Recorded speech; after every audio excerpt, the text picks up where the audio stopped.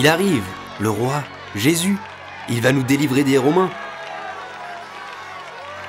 Les gens sont enthousiasmés par Jésus. Hosanna, s'écrie-t-il. Jamais Jésus n'a été accueilli ainsi à Jérusalem. Hosanna à notre roi. Jamais les gens n'ont été aussi joyeux. Qui est cet homme ? Demandent les habitants de la ville. C'est Jésus de Nazareth, expliquent ceux qui l'accompagnent. Personne ne parle de Dieu comme lui. Et les miracles qu'il fait, il guérit les malades, les aveugles recouvrent la vue, même les morts ressuscitent. Ses amis, Pierre, Jacques, Jean et les autres, racontent les histoires les plus fabuleuses à son sujet. Comme disciples, ils sillonnent le pays avec Jésus depuis 3 ans. Ils en sont persuadés. Jésus est le Sauveur annoncé par Dieu, le Messie. Il va régner comme roi et vaincre tous les ennemis.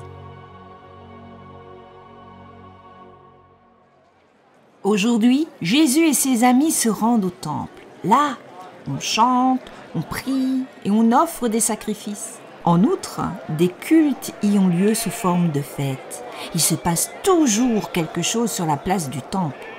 Parfois, on se croirait à la place du marché. Les animaux sont vendus ou achetés pour les sacrifices. Les affaires tournent. C'est comme ça ici, jour après jour. Et tout cela avec une monnaie qui n'est valable qu'au temple. En voyant cela, Jésus se met en colère. Le temple est la maison de Dieu. C'est là que les hommes peuvent parler à Dieu. Et vous ne pensez qu'à votre argent au lieu de penser à Dieu. Il renverse les tables des changeurs et chasse les marchands hors du temple. Les prêtres accourent, ainsi que ceux qui jouent un rôle important en Israël. Qu'est-ce qu'il se permet, ce Jésus? Comme si nous étions des méchants qui ne rendent pas honneur à Dieu. Lui, il fait continuellement des choses qui sont contre la loi. Et les gens croient encore qu'il est le Sauveur que Dieu a envoyé. Scandaleux! Quelques jours plus tard, Jésus et ses amis se réunissent dans une grande salle. Pierre et Jean ont préparé le repas.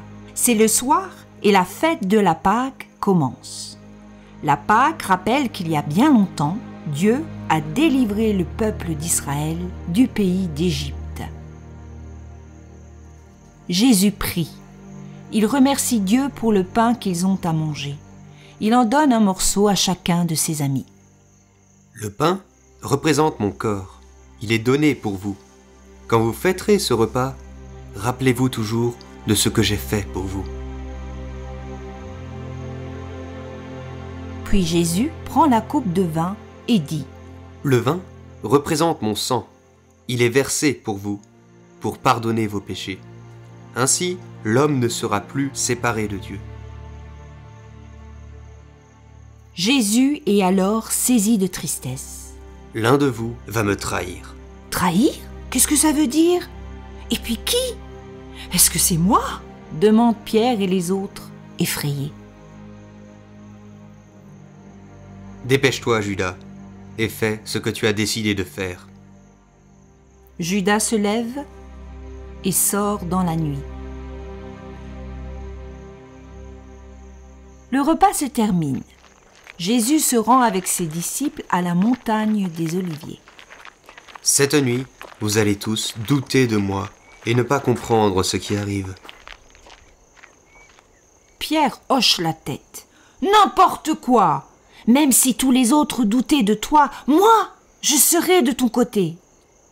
Pierre, avant que le coq chante, tu diras 3 fois que tu ne me connais pas. Jamais, Jésus, je ne le ferai jamais, même si je devais mourir avec toi.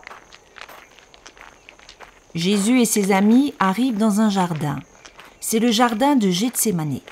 Asseyez-vous ici et attendez-moi, je vais prier. Il prend avec lui ses amis les plus proches, Pierre, Jacques et Jean. Pierre s'étonne. Qu'est-ce qui arrive à Jésus ?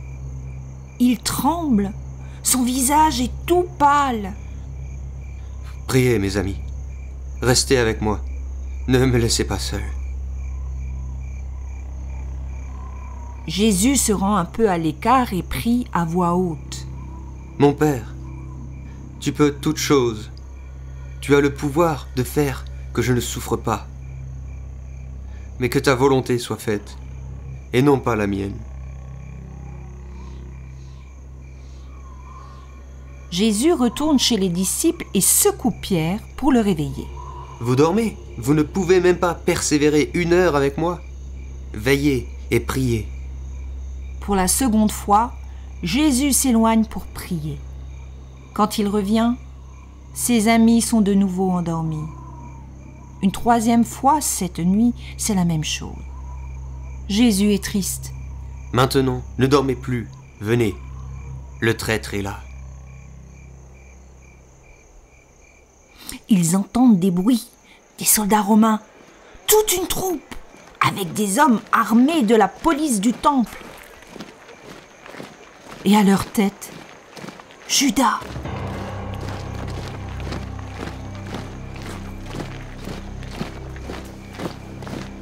Jésus va tranquillement à la rencontre des hommes. Judas s'approche de lui et lui donne un baiser, comme à un ami. Les soldats avaient convenu de ce signe avec lui. Maintenant, ils savent qui ils doivent arrêter. Ce n'est qu'à ce moment que les amis de Jésus comprennent ce qui se passe. « Seigneur, devons-nous nous défendre ?» Pierre sort son épée et frappe. Il coupe l'oreille de l'un des hommes.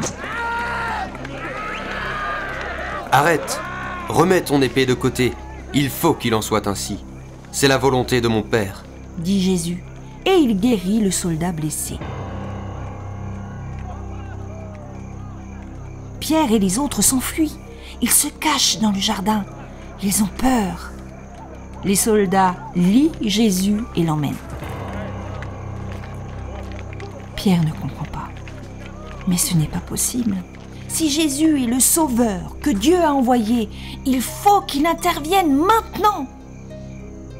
Sans se faire voir, Pierre suit les soldats. Jean le rejoint. Jésus est amené au palais du souverain sacrificateur Caïphe. Ici, au siège du gouvernement du peuple juif, les juges sont réunis. Ils cherchent des témoins qui accusent Jésus. Si ce n'est pas la vérité, ça leur est égal. Les témoins prétendent ceci, d'autres cela, mais leurs témoignages se contredisent. Caïphe veut enfin savoir ce qu'il en est. Il interroge Jésus directement. « Es-tu le Messie, le Sauveur promis par Dieu ?» « Oui, je le suis. » Alors le souverain sacrificateur déchire ses vêtements. « Vous l'avez entendu, c'est un blasphème. Il se fait lui-même fils de Dieu. Jugez par vous-même. » Les hommes réunis sont révoltés. « Il doit être condamné à mort. » Ils frappent Jésus, lui crachent dessus et se moquent de lui. Entre-temps, Pierre et Jean sont arrivés à la cour intérieure du palais. Les soldats sont assis et se chauffent autour d'un feu. Sans peur, Pierre prend place au milieu d'eux. Une jeune femme le dévisage en passant. « Toi aussi, tu étais avec Jésus de Nazareth. » Qui? Moi? De quoi parles-tu? Effrayé, Pierre se retire à l'entrée. Une nouvelle fois, quelqu'un dit « Celui-ci aussi était avec ce Jésus. »« Jamais de la vie, pas moi !» se défend Pierre.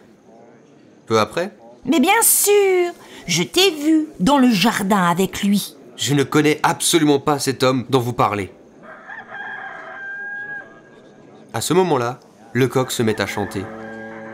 Jésus se tourne et regarde Pierre. « Oh non, le coq! C'est ce que Jésus avait dit. Oh Dieu, qu'est-ce que j'ai fait?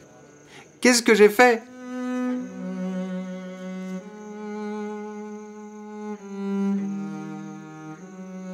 Pierre sort en pleurant.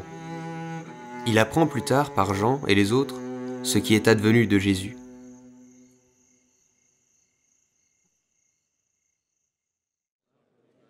Tôt le matin, Jésus est lié et conduit à Pilate. C'est au gouverneur romain de décider si Jésus est un ennemi du peuple. C'est ce que pense le souverain sacrificateur et les autres grands personnages. Finalement, il a prétendu être le nouveau roi envoyé de Dieu. Pilate interroge Jésus. « Es-tu le roi des Juifs ?»« Oui, je le suis. Mais mon royaume n'est pas de ce monde. »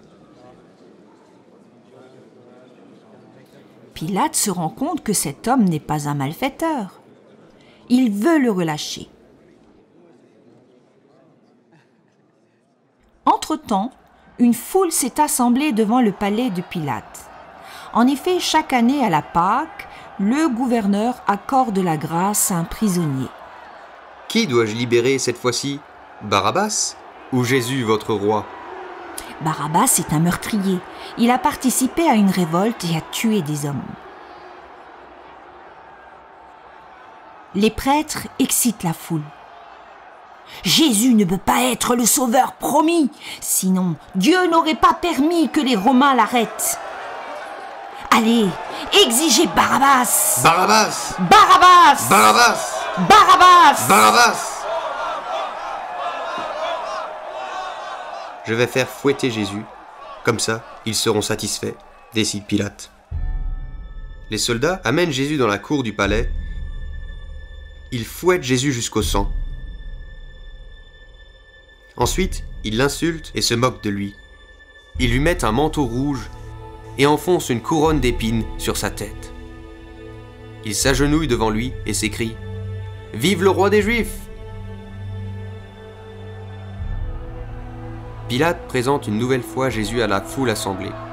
« Regardez-le, je suis persuadé qu'il est innocent. » Mais les cris sont de plus en plus forts. « Ôte-le! Crucifie-le » Alors Pilate s'incline et ordonne de crucifier Jésus. Barabbas, le meurtrier, est libéré. Les soldats saisissent Jésus et le conduisent hors de la ville. Il doit porter lui-même le bois de sa croix. Une foule l'accompagne jusqu'à une colline aride appelée Golgotha. Là, les soldats clouent Jésus sur 2 poutres, une croix. Au-dessus de sa tête, ils fixent un panneau où on peut lire « Jésus de Nazareth, le roi des Juifs ». À droite et à gauche, 2 hommes sont crucifiés, des criminels. Des curieux regardent. Ils sont étonnés. Ils entendent Jésus prier. « Père, pardonne-leur, car ils ne savent pas ce qu'ils font. » Les soldats jettent le sort sur les vêtements que Jésus a portés. Les gens autour de la croix se moquent de Jésus. Regardez-le! Il a aidé les autres, mais lui-même, il ne peut pas se sauver. Qu'il descende de la croix, s'il est vraiment le sauveur envoyé de Dieu, alors nous croirons en lui.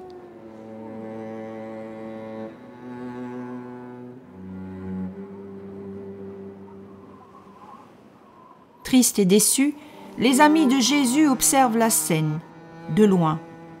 De nombreuses femmes sont là aussi.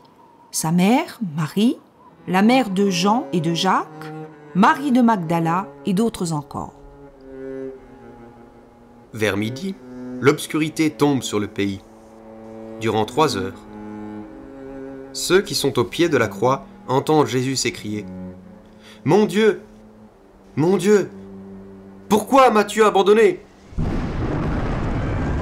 Soudain, la terre tremble.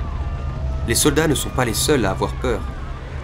Jésus, lui, sait qu'il a fait tout ce que Dieu voulait.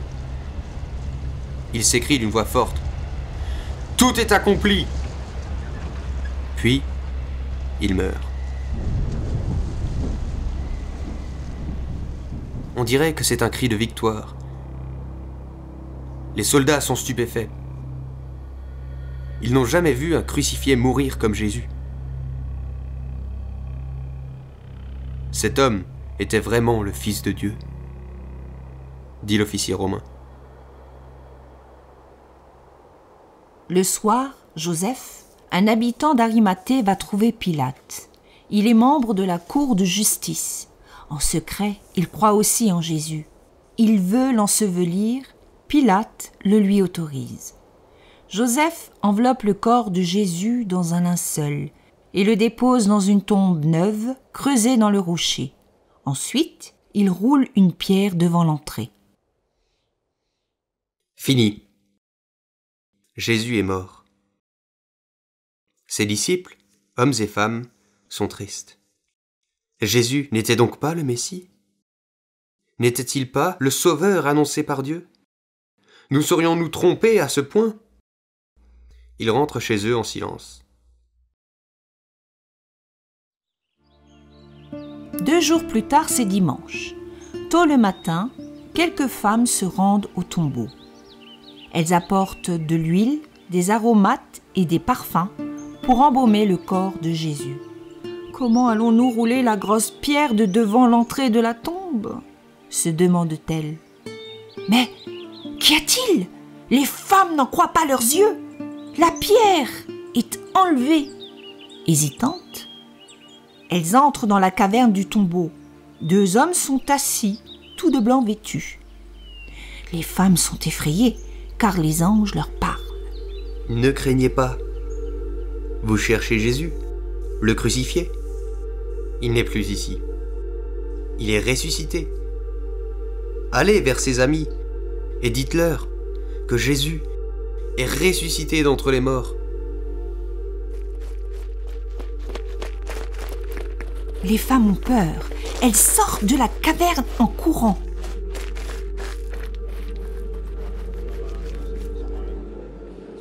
Jésus n'est plus là. Le tombeau est vide. À bout de souffle, elles arrivent chez les disciples. Nous avons vu des anges qui nous ont dit que Jésus était ressuscité. Vous rêvez? Répondent les hommes en hochant la tête. Mais les femmes insistent. C'est ce que les anges ont dit. Pierre et Jean veulent en être sûrs. Ils accourent aussi au tombeau. C'est vrai, Jésus n'est plus là. Seuls les linceuls sont encore en place. Les 2 disciples rentrent chez eux, pensifs. Entre-temps, Marie de Magdala est retournée au tombeau. Elle ne peut pas comprendre. En pleurant, elle regarde à nouveau dans la caverne. Les 2 anges lui demandent « Pourquoi pleures-tu » ? Parce qu'ils ont enlevé Jésus, mon Seigneur, et je ne sais pas où ils l'ont mis. Marie se retourne. Un homme se trouve devant elle et lui demande « Pourquoi pleures-tu ? Qui cherches-tu » ? Ce doit être le jardinier, pense-t-elle. C'est toi qui l'as enlevé ? Marie. Alors, elle le sait. C'est Jésus. Au comble du bonheur, elle étreint ses pieds. Maître, Ne me retiens pas. Va vers mes amis et dis-leur « Je retourne chez mon Père et votre Père, vers mon Dieu et votre Dieu. »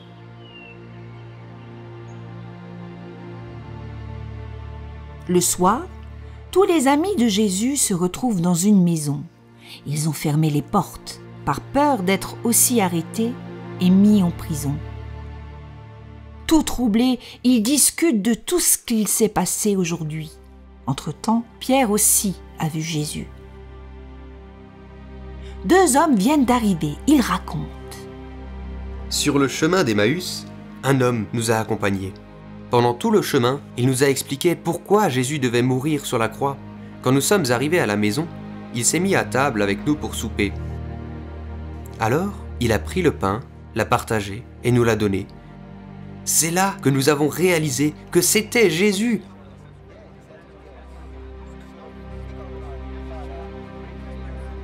Avant même qu'ils aient fini, Jésus se trouve soudain au milieu d'eux. La paix soit avec vous. En voyant les cicatrices de ses blessures, ils se rendent compte que c'est vraiment lui. Jésus leur explique alors les passages de la Bible qui le concernent, lui, le Messie. Pierre et les autres disciples finissent par comprendre que le Messie, le Sauveur annoncé par Dieu, devait souffrir et mourir. Il devait porter les fautes et les péchés et tout le mal que les hommes font dans leur vie. Après 3 jours, il est ressuscité d'entre les morts. C'est ce que Dieu avait voulu. Et c'est ce qu'on pouvait lire dans les anciens écrits.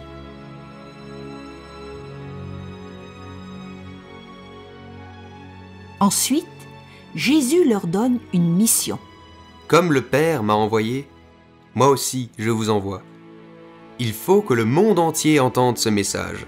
Chacun reçoit le pardon de ses péchés s'il se tourne vers Dieu. Les disciples se réjouissent. Jésus vit. Dieu l'a ramené à la vie. Il est véritablement le Sauveur que Dieu a envoyé. Et chacun doit le savoir.